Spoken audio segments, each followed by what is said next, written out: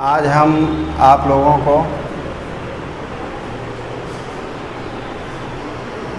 Redox अपक्रियाओं के आयनिक समीकरण को संतुलित करना बताएंगे। इसमें इसके पहले वाले वीडियो में कुछ हमने आपको बताया है अम्लीय माध्यम में, और आज जो बताएंगे वह क्षारीय माध्यम में रहेगा। तो देखिए, क्षारीय माध्यम में हम क्या करते हैं, जैसे आपका यही समीकरण है Cl2 plus OH minus equal to Cl minus plus OCl minus plus H2O। तो ये क्लोरीन है, ये हाइड्रॉक्सिल आयन है, यहाँ ये क्लोराइड आयन है, और ये हाइपोक्लोराइड आयन है, और ये जल है H2O। तो यहाँ एक चीज़ हमको ध्यान देना होता है कि अपक्रिया हमारी अम्लीय माध्यम में हो रही है या क्षारीय माध्यम में। तो अगर रिडॉक्स अपक्रिया क्षारीय माध्यम में हो रही है तो समीकरण में जिस तरफ ऑक्सीजन की कमी होती है वहाँ हम आवश्यक संख्या में हाइड्रॉक्सिल आयन जोड़ते हैं, और जहाँ पर हाइड्रोजन की कमी होती है वहाँ क्या जोड़ेंगे, H2O। ठीक है, वाटर मॉलिक्यूल। तो अब हम क्या करेंगे, सबसे पहले इस समीकरण को दो आंशिक समीकरण के रूप में लिखते हैं। तो एक चीज़ आप यहाँ ध्यान रखना, इसी क्लोरीन का ही ऑक्सीकरण और अपचयन दोनों होता है। क्या होता है, ऑक्सीकरण और अपचयन दोनों। ठीक है, तो देखिए, तो पहला हाफ रिएक्शन लिखेंगे Cl2 equal to Cl minus, और दूसरे में भी ये Cl2 कॉमन रहेगा, और यहाँ लिखेंगे OCl माइनस। अब यहाँ दो क्लोरीन है और यहाँ एक क्लोरीन है, तो हम पहले तत्व के परमाणुओं को संतुलित कर लेंगे। ठीक है, तो यहाँ क्लोरीन 2 है, Cl2 लिखा है ना, तो यहाँ भी हम 2Cl कर देंगे। अब यह एक ऋणायन है जिसके कारण यहाँ 2 निगेटिव चार्ज है, तो हम यहाँ क्या करेंगे, 2 इलेक्ट्रॉन जोड़ देंगे, 2 इलेक्ट्रॉन यहाँ जोड़ देंगे। इसके बाद दूसरे समीकरण को देखते हैं, यहाँ क्लोरीन 2 है तो यहाँ भी 2 होना ही चाहिए। ठीक है, तो इसके लिए हम क्या करते हैं, देखिए यह जो है OCl माइनस है, इसको हाइपोक्लोराइड आयन कहते हैं। तो अब हम इसको ब्रैकेट में कर दीजिए और इसमें 2 से मल्टीप्लाई कर दीजिए। ठीक है, इतना होने के बाद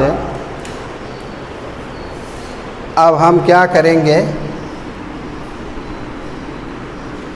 अब यहाँ ऑक्सीजन कितनी हो गई, 2 हो गई। और हमने अभी बताया है कि क्षारीय माध्यम में जहाँ ऑक्सीजन की कमी होगी वहाँ हम क्या जोड़ेंगे, OH माइनस।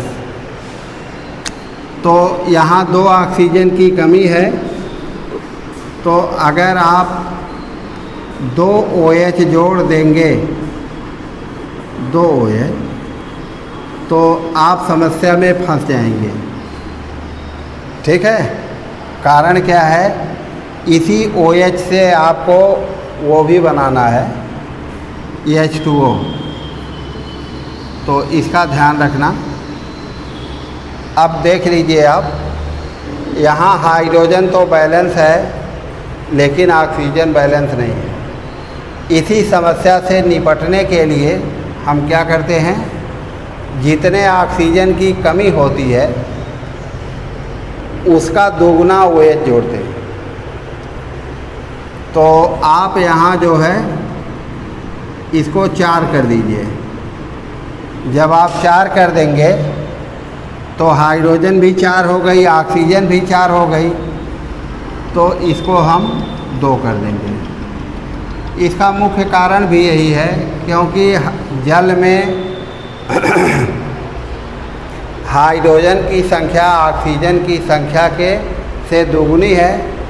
इसी कारण से जब हम क्षारीय माध्यम में ऑक्सीजन बैलेंस करने के लिए OH जोड़ेंगे तो OH की संख्या ऑक्सीजन की तुलना में 2 गुना जोड़ेंगे।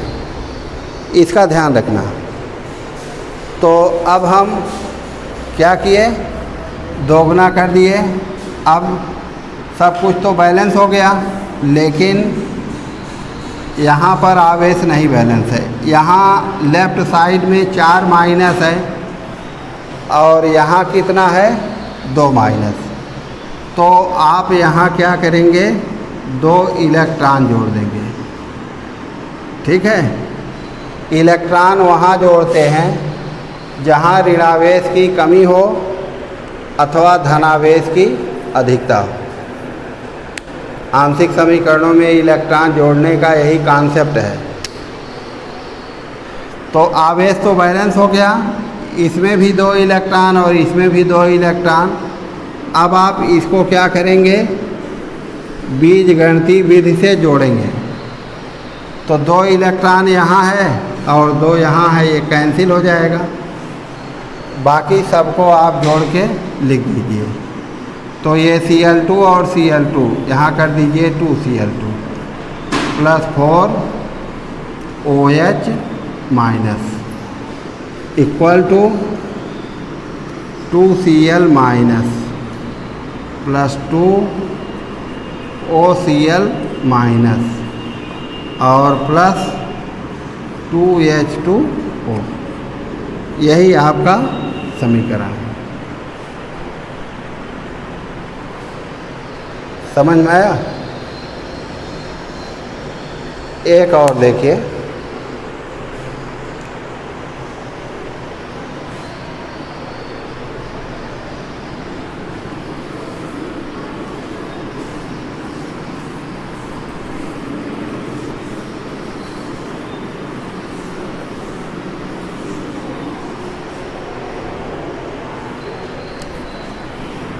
अगला है,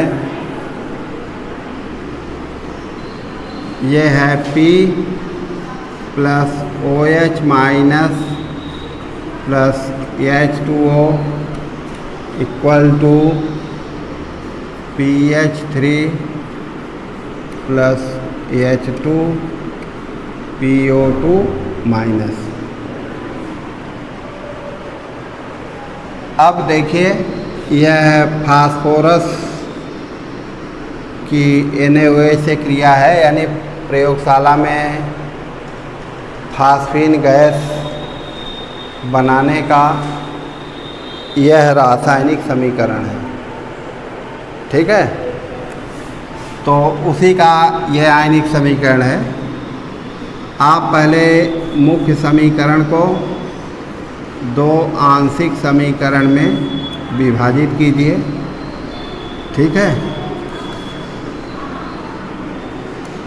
ये है H2PO2 माइनस। अब यहाँ देखिए केवल एक फास्फोरस है और यहाँ 2 हाइड्रोजन और 2 ऑक्सीजन है। तो आप यहाँ क्या करेंगे, यहाँ आप 2OH माइनस जोड़ देंगे, ठीक है। और फिर यहाँ 2 माइनस हो गया तो आप यहाँ 1 इलेक्ट्रॉन जोड़ देंगे। अब यहाँ 3 हाइड्रोजन है। कितना हाइड्रोजन है? 3। तो आप इधर क्या करेंगे,